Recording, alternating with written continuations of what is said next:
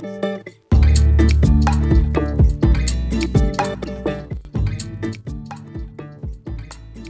mai haere mai, and welcome to Cult Chat, the podcast where we talk about coercion, control, and all things cultish. I'm Dr. Caroline Ansley. I'm a medical doctor. As a child, I lived at the Centrepoint community, a notorious cult in New Zealand, and now I run a website that advocates for the former children of the community. I'm Liz Gregory, and I run the Gloriavale Leavers Support Trust, and I'm privileged to walk alongside people after leaving this group as they embark on their new lives. And I'm Lindy Jacob. I'm a former member of the Exclusive Brethren, and I'm part of the Olive Leaf Network, a new initiative in Aotearoa to support leavers of high-demand religious groups. Come with us as we unpack the cult playbook. We'll be talking to experts and leavers of coercively controlling groups, and we will call for Kiwis to cult-proof their lives. Come with us as we traverse the cultiverse.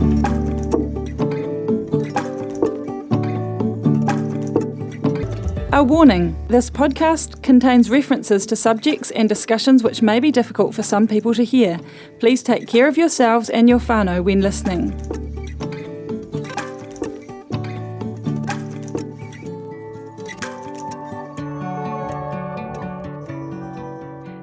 Hello and welcome to our viewers and listeners. And hello to you, Kaz, and to you, Liz. Hello. Good to be here with you. Hey, today we are really looking forward to discussing some kind of hot off the press activity that's been happening in Gloriavale. Gloriavale has been in the news yet again with yet more kind of terrible things happening, isn't that right, Liz? We've heard news that they have failed their second official government education review of their school. So failed that. The school is totally incompetent in its delivery of education to young people. And kind of chillingly, really, the leader of the whole group, Howard Temple, now an elderly man, has been in court and has been convicted of indecent assault of young women. And I understand this offending goes back a wee way, but it's taken a while for it to come forward into the courts. But before we dig into that, let's have a quick check-in. How have your weeks been, ladies? What's been happening in your corners? Well, I'm going to jump in first because I'm pretty humming from an education session that I delivered along with Dr. Kyle Eggleton, who's a GP up in the far north of New Zealand, and a former Truth 2x2 survivor. And the two of us delivered this education session on Tuesday night, a couple of days ago, to a nationwide audience of health practitioners. I think about half-ish, a third-ish were allied health, so physios, OTs, social workers, podiatrists, optometrists, that kind of thing. And the rest were nurses and doctors. And that's a lot of people in my view. And it was done in a really professional, slick environment. We had a facilitator and we had people in the back room kind of doing the some guy was scrolling the words for me, just like a teleprompter on TV. Oh, that's so useful. Yes. How many people were you delivering this seminar to? There were, I think, about 215 who turned up on the night, but more were registered, and so we'll get the... Sorry, is that in person, Kaz? You had 215 in person in Christchurch? No, it was webinar. But it was webinar, got you, yeah, sorry. It was all across the country, and it was all about basically the context of cults for people who might present to the healthcare setting, whether that's in the hospital or in a clinic. And really, it just spoke to me of a lot of a recognition amongst health workers across really a varied space all across New Zealand, realising that they don't know something here and they need to learn. And the questions we got were really thoughtful, insightful, showed understanding and a desire to know more. And it was personal, it was informative. Yeah, it was great. And I'm guessing you had practitioners who actually work already in that sphere with former or current members of people in high demand culty groups. So it would have been quite affirming for them, was it? Did it help them understand perhaps more of what they're seeing? Well, hard to know. It's a webinar. It's not like I didn't get to sort of talk to them per se. People asked questions, but we didn't have a chat going. Um, so hard to know. There will be feedback that I get some more information to come, so I'll find out a little bit more about that. But yeah, it was just marvelous. And Did you say there was a Q&A time where people could submit questions? yeah, there And did you was. feel they were, were they useful questions for you to, did it feel like, There yeah, was there was relevant? and there's always going to be this question, how can I tell someone's in a high control group? That Mm. question keeps on coming, and I think it's such a challenging question to answer. And I think what, and also how do I raise or how do I talk about concerns with someone who Oh I my suspect gosh. is in a group? Yeah, you know what? It just reminds me of the domestic violence question, right? Like it's, you can't just say, oh, there's going to be, obvious bruises because hello, there won't be. It's like training people to look for those more subtle psychological red flags, right? Yeah. And yeah, and exactly asking the right kind of questions in a gentle way. It's really a psychological art and a skill. It's not about looking for bruises. Yeah, yeah. Mm. There was also a question about how, if you're concerned about a person who might be heading towards something that you think is harmful, how to Mm. support them away from that. And we didn't get to answer that question, but it just sort of highlights, yeah, the uncertainty about how to navigate this whole topic. And Yes. my answer would have been, had I been able to answer that question, because we didn't get to it, was just the more we know and understand about this, more our language is we have available on our fingertips, and that knowledge about coercive control in groups and the the deceitful tactics that organizations use to recruit, the more we know and can share those things, the more educated Mm. everyone is and less naive. Yeah. Yeah. Yeah. Wow. What about you, Liz? Apart from probably running around reading the news reports and talking to journalists and things. There was a lot of airtime and just former members as well, and even current members reaching out and just trying to think about and process what happened during the week. Technically, Howard Temple's trial, he's the overseeing shepherd, was meant to be continuing this week. However, it was cut short after just 2 days where he pled guilty. And so that sort of disrupted the opportunity, I guess, for some of the complainants to testify and also to hear from the witnesses in Gloriavale and the leaders, whoever was coming forward to speak. And I always do find it fascinating when people from inside Gloriavale speak in a court setting. Oh, so that all It's got cut short by him pleading Yes, guilty. yes, he did. Yeah, so I guess for me, yeah, it was a busy week processing, and then of course on top of the school being under difficulty, so there was a lot of connection with former members around that issue as well. So I guess today is an opportunity to talk about both of those issues, and not so much me share my opinion, but why don't I share some of the opinions of former members and some current members who hold opinions on these matters, and you can feed in your knowledge of how these kind of culty groups work. And Lindy, it might be interesting just to compare some of your experiences with the exclusive brethren and how they might view Mm. some of these actions as well. Mm. What about you, Lindy? Oh, I've been really pleased lately. We've just finished another one of our 6-week What's Your Story groups, which I think I've shared about it before on the show, but at Olive Leaf Network several times a year we run a 6-week online kind of peer support space for former members of high control groups. And I facilitate it with a counsellor who's a former Branch Davidian.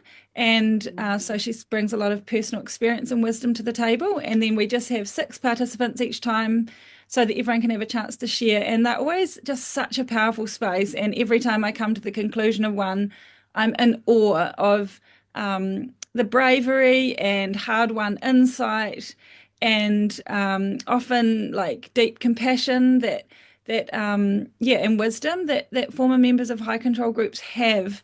And yeah, this time it was 6 completely different groups. So we had, just to share a few of them. Obviously, I don't share anything about their personal details once you've been part of the course. But to give an example, in the last few groups we've had, for example, people like from Shincheonji, from International Churches of Christ, Jehovah's Witness, Destiny Church, Exclusive Brethren.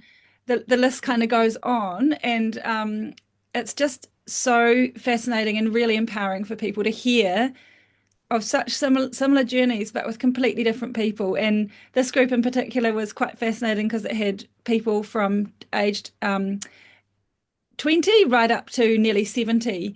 And it was really cool seeing them share wisdom with each other about those who are much further on the journey and those who are very early. And yeah, so it's always such a buzz to finish that group. And yeah, I'm just in awe of former members and their courage that they process the past and go forward into the future with. So yeah, that was really special. I love that. So people can go to the Olive Leaf Network website to look out for future and upcoming programs. Is that right, Lindy? Yeah, we will be running another one in a couple of months, and yeah, definitely get in touch if it sounds like something that might support you. Or there's also a peer support group, a different model, but being run in Auckland, that's recently launched, and there's also the in-person one in Christchurch. So yeah, if anyone wants to know more about either of them as well, they can get in touch with Olive Leaf Network, and we can point you in the right direction. Yeah, or with Cult Chat. Amazing. Oh, that's fantastic. Oh, well, shall we launch into our Gloriavale discussion? And look, it would have been ideal to have a dozen former Gloriavale members here speaking to our audience today, but it's just more difficult to organise that than you can imagine and not that practical. And so what I've done over the last couple of weeks is, as people have shared with me, I've written a lot of notes, I've collated information together, and it's going in various directions, but it seems appropriate that I can share some of that with our listeners today. So yes, Gloriavale, obviously well known, restrictive cult commune, west coast of the South Island, and has been in the news pretty much non-stop for the last probably 5 years, but on and off for its 50-year history, with a lot of concerns and concerning behaviours. And so the earliest of the newsworthy events that occurred in the last 2 weeks was the failure of the school education review office. Had to go back from a year ago. The school had spectacularly failed 6 out of 8 criteria for registration as a private school, and so the Ministry of Education was very kind and gave them an entire year. It ended up actually pretty much being an 18 months to come up with a new plan and begin to implement some changes. So Gloriavale paid external consultants, put together a plan. I understand the first plan also was not accepted by the ministry, so they gave them more time to put a viable plan in place. And then it eventuates that Gloriavale, every fortnight, had to provide a progress report and an update to the Ministry of Education. And we got our hands on that through an OIA, which is an Official Information Act. We've read like months worth of their reports to see their progress, whether they were tracking or not meeting their standards, etc. Oh my goodness. Absolutely fascinating, because there were different colours they were supposed to use, like green for meeting and yellow, orange for tracking, and red not met. They're a very optimistic lot. They hardly had any red. And yet when I looked at some of their great failures, they actually didn't succeed with quite a number of the things they promised, in particular things like recruiting an external principal, which one would have thought would have been a reasonably important deadline to have met, or external staff. They did succeed and have succeeded in one external staff who now lives at Gloriavale in the hostel Just on situation. that note, do you think so if I've heard you right, you're saying they failed to bring in an external principal, which they should have done. Do you think that was like an intentional failure, like they didn't want an external, or are you saying they couldn't find somebody who wanted to be the Gloriavale principal? Look, it wouldn't have been their favourite option. No, not at all, because there would have been someone that they would have had to have been satisfied Yes. with that person I think they're getting desperate, actually. So who am I to say who they would have and wouldn't have, Right.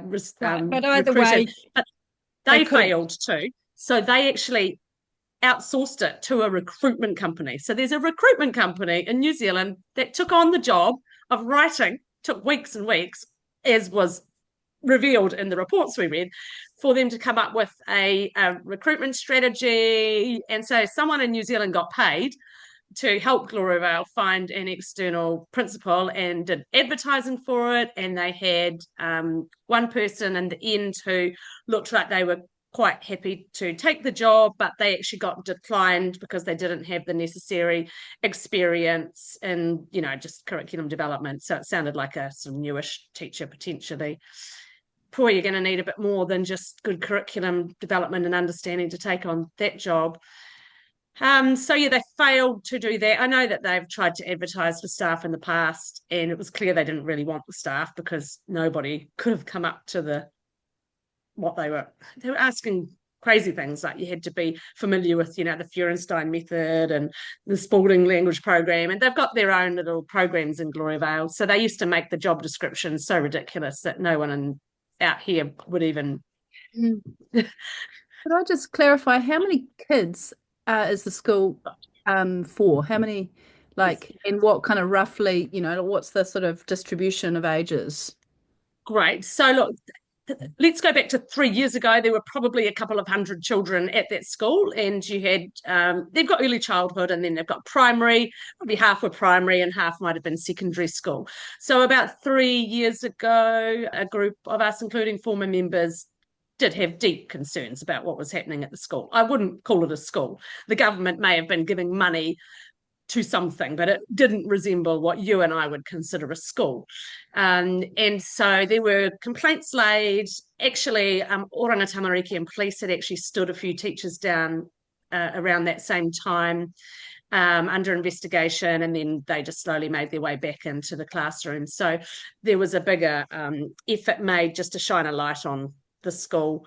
And yeah, quite a few teachers were again put under investigation, teacher council, and in the end, it became apparent that they couldn't continue to function. They didn't have the staffing numbers of registered teachers that you're supposed to have.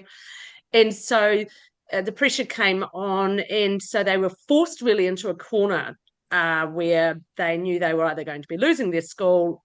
They needed to shake off a few students. So they offered homeschooling.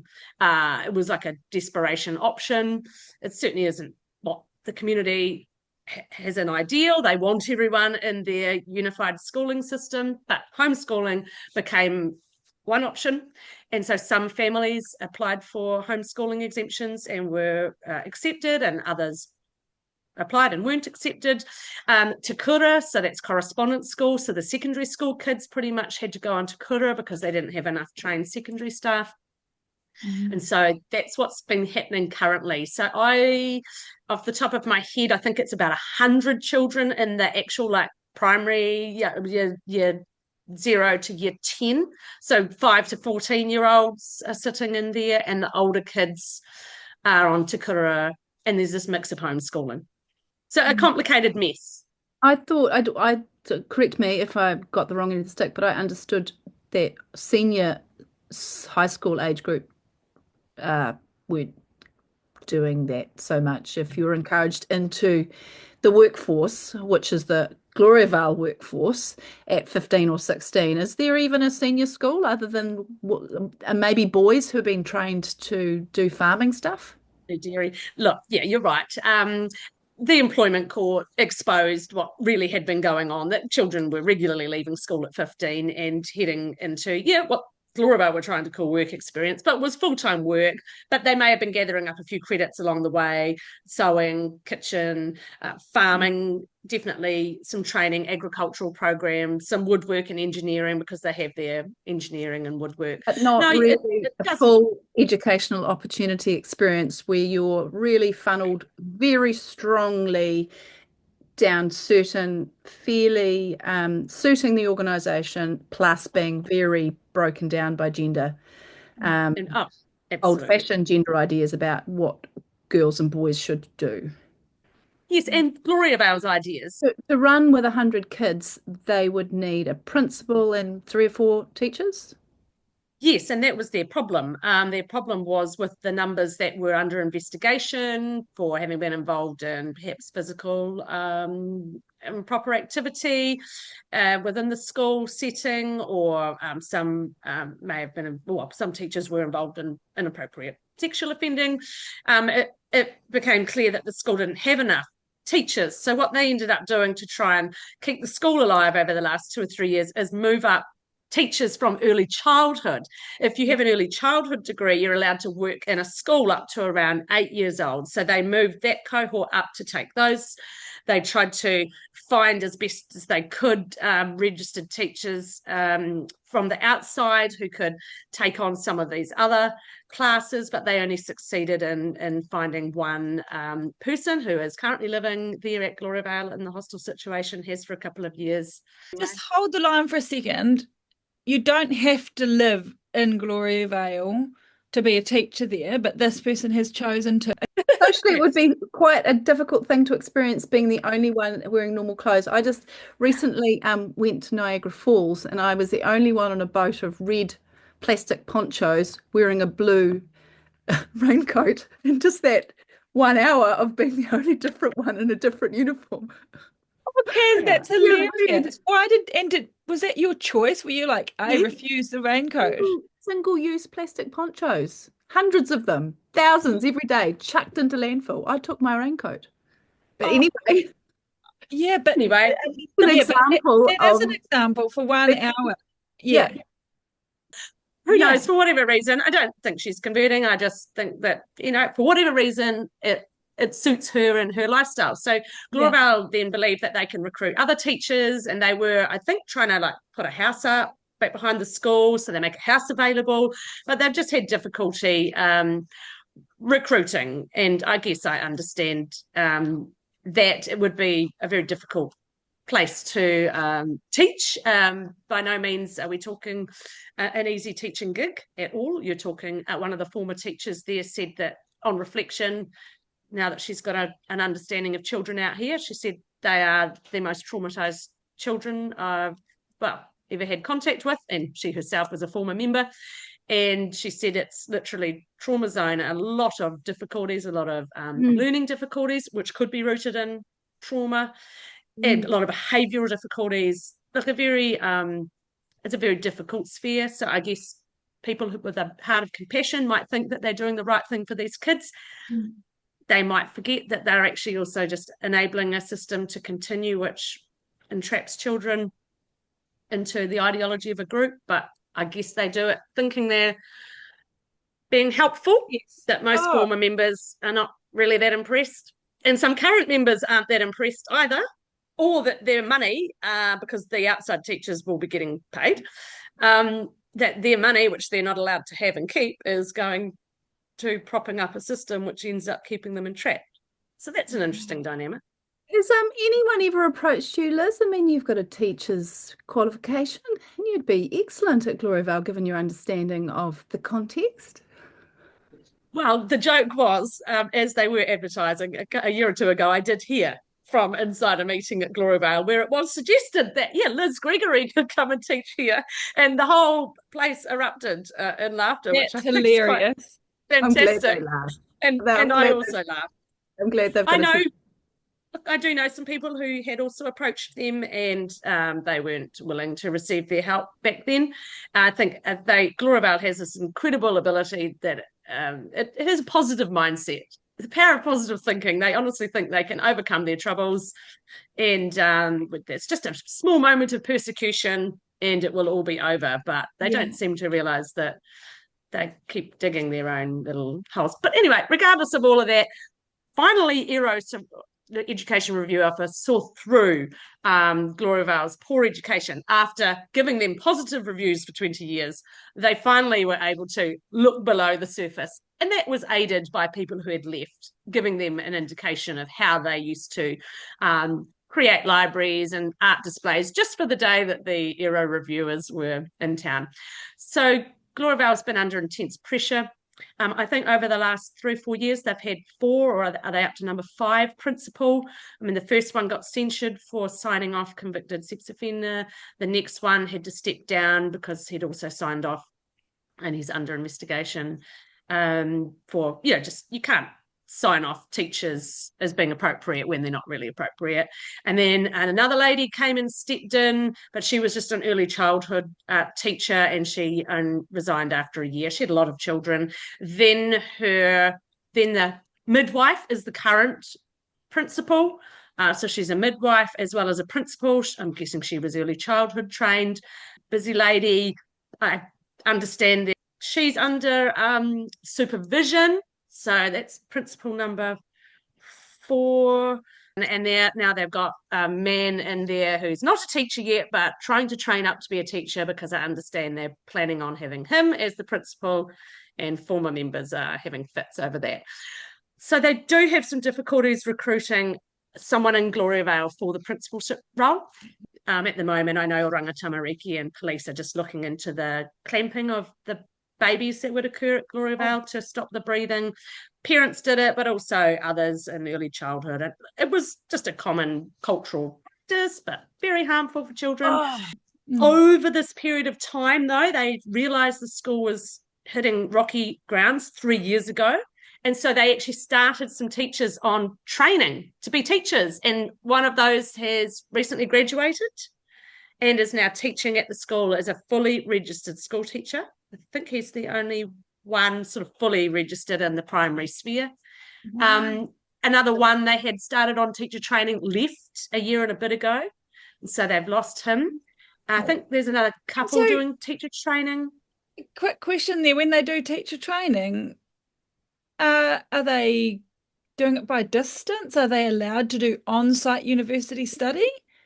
No, so they do it by distance. There are a couple of different groups that run programs to allow teachers to train, and then they do go and do their practicals in schools. So we've got schools around New Zealand taking on Gloriavale members to do. That must be, again, just like worldview clash. Like, it's a little bit like I've heard that the Amish have a practice of sending young people away for a year or something to see if they, like, it would just like to send them outside of the commune would just go against all of their kind of beliefs, right? Their principles and foundations of having a commune to live in.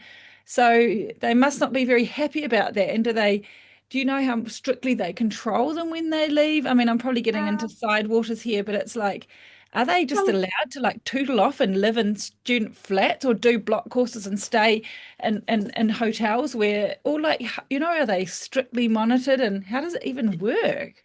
Yes, good question. Yeah, a lot of the early childhood teachers, it was the same. No, they would go on bulk up on block courses, and they would have a monitor with them. Someone would come and and they weren't just allowed to go out and hang out and socialise and do whatever they wanted. Of course, someone would be staying in the apartment. They'd rent an apartment. So look, that's where they're at now. They are trying to train up teachers. They're trying to find principals, and they've got external people helping them. And I mean, I can only imagine these external people think they're doing what seems right for the children at Gloriavale, but I'm not sure if they've ever really spoken to former members or even any current members who are brave. I mean, you wouldn't find a current member brave enough to go directly to, but I can tell you there are current members that actually would probably rather that the external support systems weren't in place, keeping Gloriavale intact. Did you have some testimonies from some of the Gloriavale members or leavers about the school now? You said you'd gathered some. Yes. So I've got ones about school, and I've got some about Howard as well. The ones around the school were more particularly directed at what they thought of some of the people that were being trained up in particular. So I don't think that would be so appropriate for our airwaves. But the general vibe is that really they've had their time. They've failed the ERO review again. This time they only failed 3 out of 8 criteria. Last time they failed 6. So there has been a dramatic improvement. But dramatic is dramatic because they were literally not a school. So now there have been improvements. They have now created a company to try and look like they've got a school. And they've apparently got money going into the school from parents, from working for family tax credits, which of course the parents don't really, they have to hand in anyway. So they hand it to the school. They're charging about $4,000 each student at the moment. It's all just on paper. And then that money goes to the school company and they pay what's called the partnership at Gloriavale. That's where you sign your commitment vow and sign your whole life over to Gloriavale. And then the partnership has a contract to supply teachers to the school. Of course, they don't pay the teachers except the one external one. So it's just like this crazy money go around to make the school look like it's legitimate and it's got money and funding. And then, I mean, what else makes a school? Well, they've got premises and they do have a nice premises and they have made that safe. So they've passed all of those categories. And now they have a curriculum. They've ditched all their other curriculum. And just a few months ago, they've picked up the New Zealand curriculum now. So they've now got a curriculum. So they've now passed that. And that report said they are learning how to assess. I'm like, you've had a school for like 30 years and you're just learning how. Everything was, they're slowly beginning to, or they're just starting to understand, like behaviour management techniques. My mind is just, I read the report and I'm like, Gloriavale thinks they're doing awesome. I beg to differ, being a former teacher. Liz, another question. I'm not a child educator, so I might be like, using the wrong language or out of my depth, but the New Zealand curriculum that you referred to, is that like kind of government endorsed, like that's what the state schools use? That's correct. Yes. And does that include, I've forgotten the right terminology for it now, but I mean, yeah, I've got a child in a states, in a standard school, and there's this, that I can't remember what they call it now, but it's, it's the old sex education, what they used to call sex education is now kind of all part of it, and it's all been very carefully designed and rolled out for each year, and it's kind of like general health information now and social well-being and information, and then kind of sex and gender education is woven in with it. And I'm wondering if that is part of the New Zealand curriculum. No, when you're a private school, it's a private school, it doesn't have to take on the New Zealand curriculum. It's just choosing to. So it'll just take on the bits that it suits, and it might be also still taking on curriculum from other places. If you're a private school, you've got the capacity to teach what you like. You're just supposed to teach at a level comparable to. Well, I guess what I'm saying though is that if they've agreed to deliver the New Zealand curriculum, does that New Zealand curriculum include this other social education? I wouldn't think so. I mean, if you don't take the whole thing necessarily and plant it in your private school, you're allowed to take bits and pieces. So, right, okay, because I'm obviously curious about that, because most religious charter schools or special purpose schools that religious groups may have, and there are like a number of them across New Zealand of various different ideologies and that. But yeah, obviously most of them really don't like relinquishing control over education, particularly as it relates to maybe religious beliefs or social or health beliefs, particularly around those hot button topics. And so, yeah, I'm just like, hang on, if they're getting like government endorsement or government funding for delivering a certain thing, and then they're actually leaving out significant parts of it that they don't like, isn't that problematic, like? No, I don't know. And I guess that's part of ERO's job to review what's being taught. But I do know that they failed on some of the areas of inclusivity as it pertained to people with high needs and those with physical needs, sort of, along the lines of, wheelchair accessibility and various things that was clear in the ERO report that there were difficulties there. But then the final category is they weren't so sure about the physical and emotional safety of the children. And although there have been great gains in the physical space, I'm pretty sure they're not physically abusing the children in this space anymore. But I don't believe they can ever get over the hurdle of creating a safe emotional and psychological space. I don't care how many improvements they make. I don't care if you've got a nice building, good curriculum, external teachers, whatever. I do not believe that a school in the middle of that particular location with that cohort of children related to that number of parents and adults who are teachers, who are relations, who are related to the 25 people who've gone through the courts in the last few years, several of them for violent offending, but the rest of them, some for fraud, and then some for the majority of them for sexual offending. I don't see where you've got a community so enmeshed in such a terrible past in history could ever create a boundary of a safe school. Like, you might be being taught by someone who was sister to the fellow that, behaved badly or illegally or criminally against you, your sibling, your parent. I think it's So a terrible emotional space for children. It's not just that, though. It's also the ideology that's seeped in fear. Like this sort of like this constant background fear that pervades the world that they live in and comes into the school environment along with it. There's no separation. It's tootled down the paddock or whatever to the school building, and it's just the same social context in a different physical space. And how can that be any different? I mean, like, you have in the outside Gloriavale social context in New Zealand, you will have kids moving from a home space, a community space, a school space, and they're defined and they're different. They have different social, psychological factors, and they create in some ways, a different kid in that place. The kid that's struggling at home obviously brings that into school, but they're experiencing a different social space that brings out a different child. And yeah. Well, like, I mean, I'm curious just to play the devil's advocate and to also make sure I'm hearing you clearly, Liz.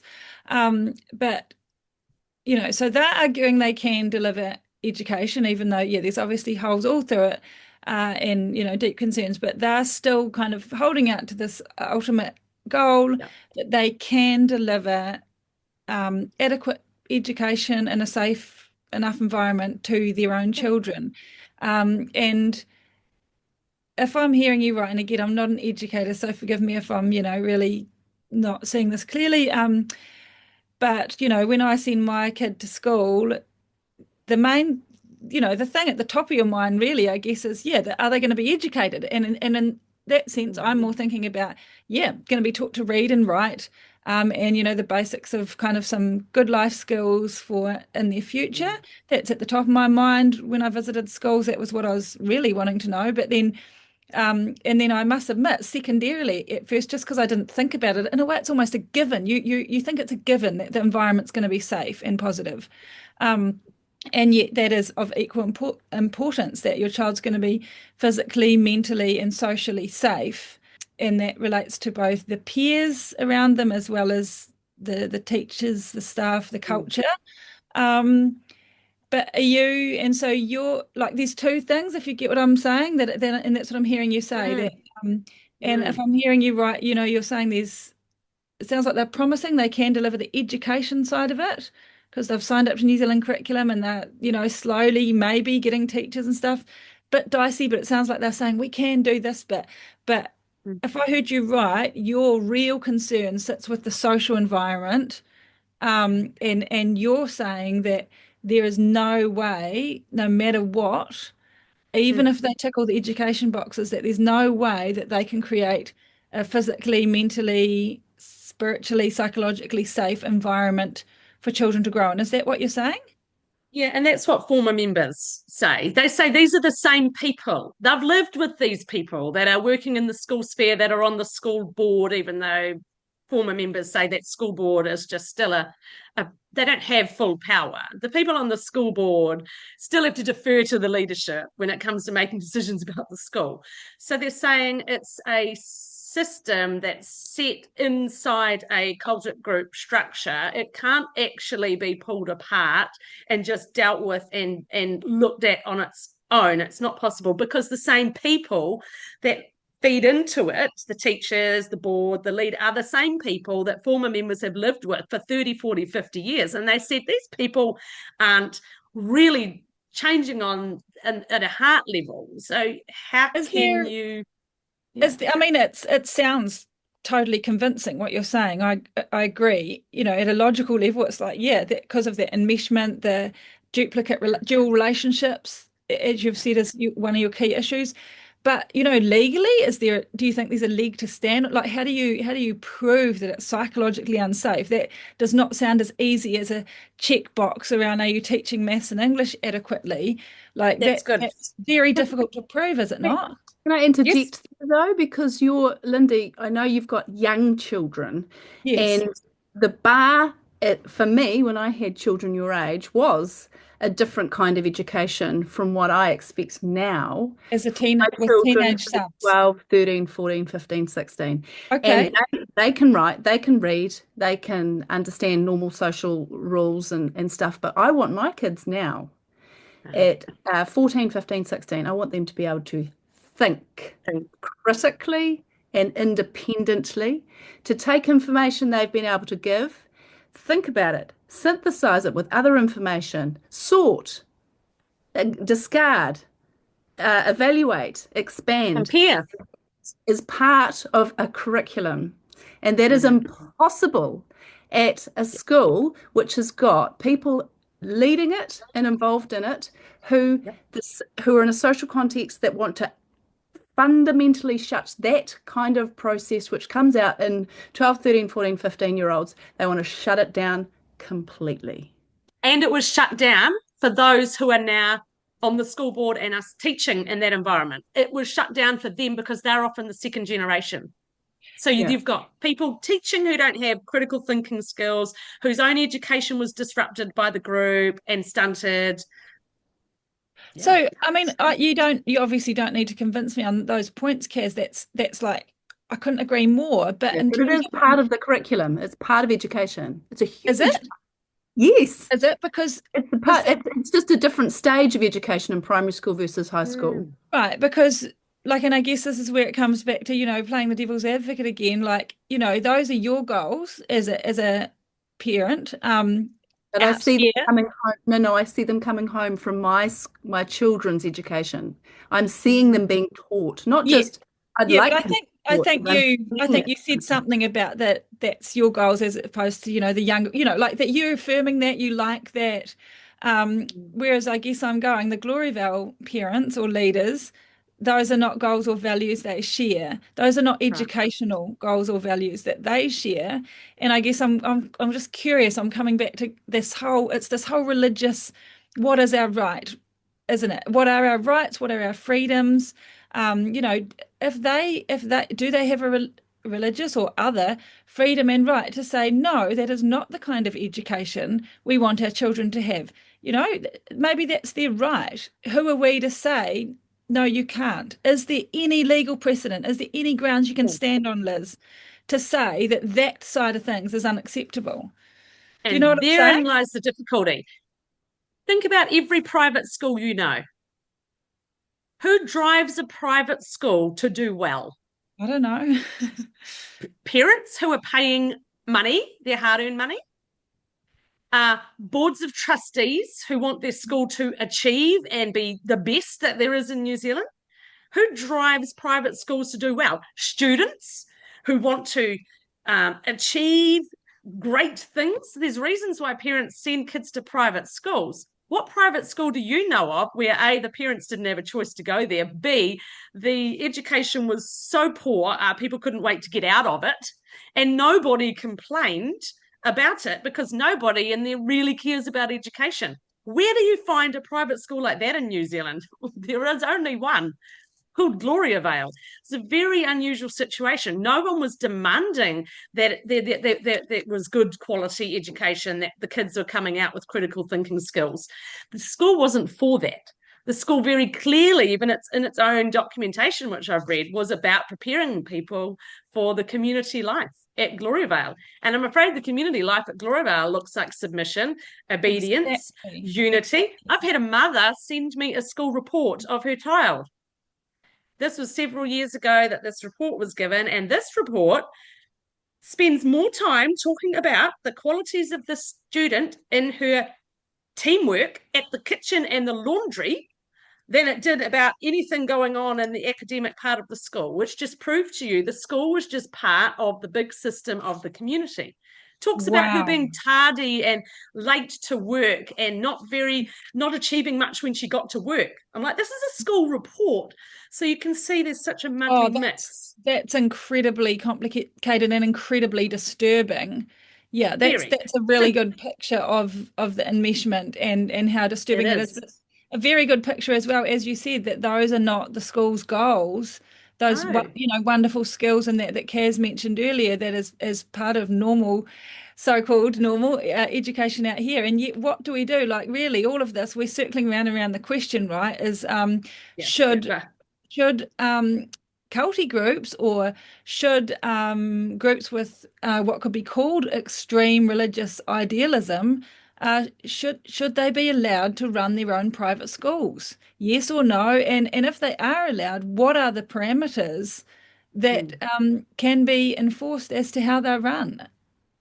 Yeah, so you've got a couple of points here. Because of the nature of private schools in New Zealand, there's never been a deregistration of one.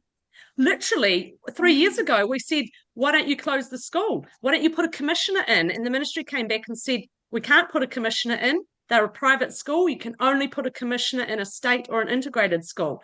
They said, oh, okay. So what do you have available at your fingertips?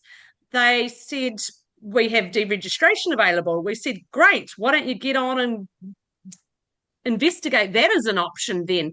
And actually, but around a year later, I remember making a phone call into the ministry again, and I think there might have been some other pressures saying, have you got an ERO report underway yet? Like, what's your process for deregistration? That's what it was.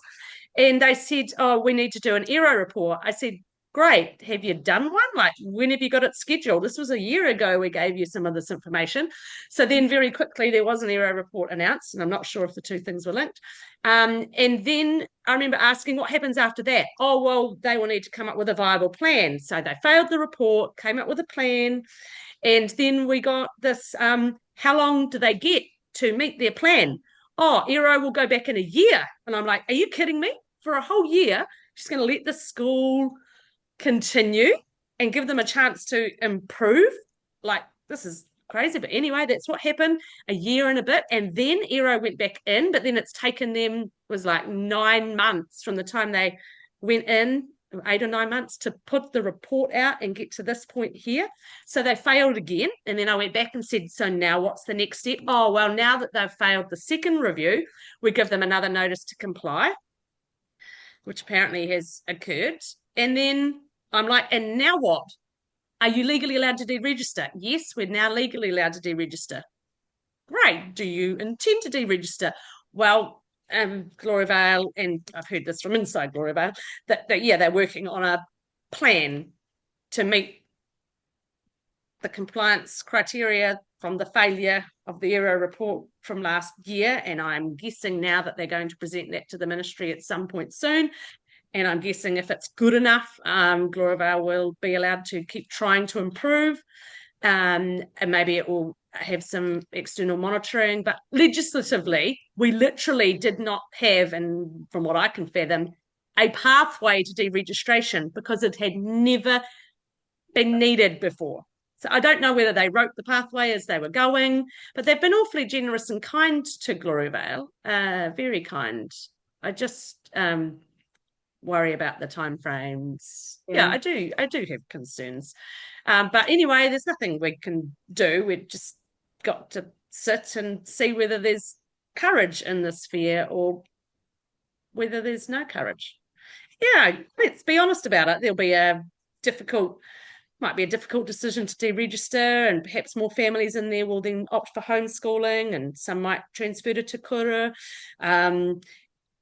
I think they need to be open to solutions where the government actually puts some money in and has a pop-up temporary sort of school arrangement managed externally, And at the end of the day, you have to have your children enrolled in either homeschooling, Te Kura, or a school. Like, it's a legal requirement.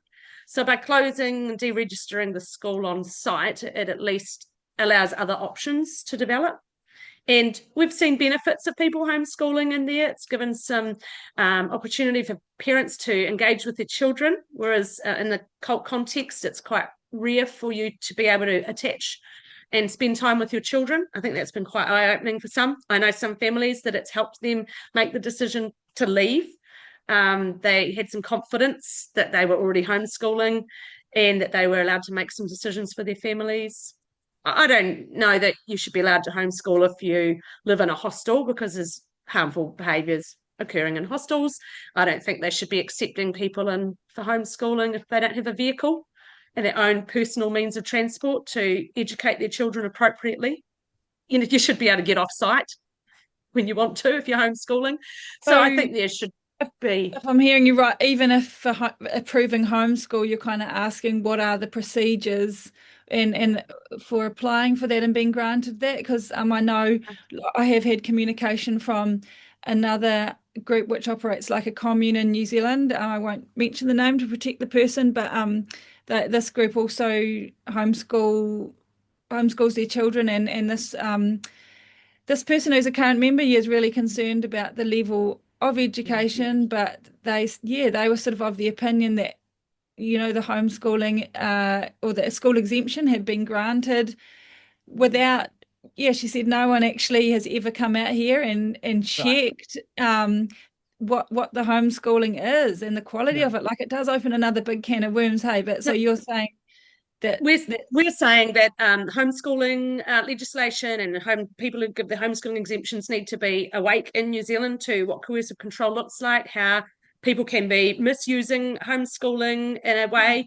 Homeschooling is wonderful when it's done well. Yes. But there does need to be, and if someone has concern about a particular group who have a lot of homeschoolers, they're worried about elements of coercive control, abuse, all sorts of things, they should actually contact the Ministry of Education and express their concerns. Yes. Because I think the Ministry of Education is more aware of that now because of the Gloriavale situation. You have a right to educate your children, and that is a right that parents have, and I support their right to do it.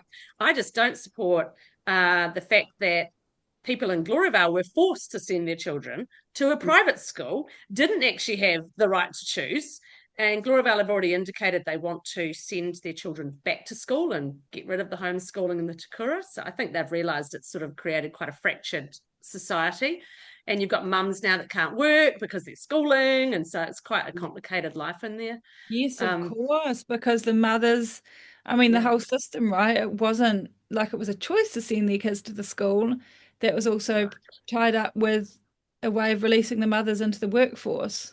That's right. So, there's a lot of things to consider, but I just look at the big picture and I just think, can you ever have such a thing as a safe emotional and psychological environment for students who are being taught by, in a school run by, sitting in the middle of a 600 people group, isolated on the West Coast, when we know what their past and their history has been like? Like, is this really smart? And is this one thing the government can do to just put an end to at least upholding that part of their system? And that's what a lot of former members would be their preference, because they care about the kids to come. We know there's been a lot of damage done to the current generation and the previous, but what about the years to come? Oh, right, ladies. So, we've been busy talking about the school, but look at our time. We have run out of time on this episode to even launch into issues around Howard Temple and more what the response has been from former members and current members, and also the topic of Matt Ducey, New Zealand's Minister of Mental Health, who made literally the most appalling comments, ignorant and naive comments, really, on public radio. And so in our next episode, we're actually going to listen to that clip and have a bit of a dissection, and it might help us understand just why governments have failed to act, because it really is the biggest question I get asked all the time. Why isn't the government doing anything? And I think, as much as we've worked really hard on education and raising awareness, it's clear there's more work to be done.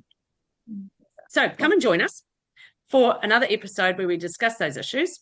It's great to have you here. Thanks to Plains Media for giving us an opportunity to talk on air about these issues, and like us on our social media platforms, YouTube, Instagram now. Welcome to the world of Insta. And leave some comments, join us on Facebook, and share information about the cultiverse. Bye, everyone. See you later. If anything in today's episode was difficult or upsetting for you and you would like to talk to somebody, we encourage our New Zealand listeners to free call or text 1737 for support from a trained counsellor.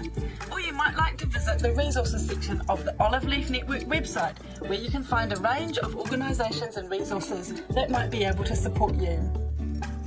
We would also like to remind you that the views and thoughts and opinions that have been expressed in this program are the speakers alone, and Cult Chat does not necessarily endorse or share them.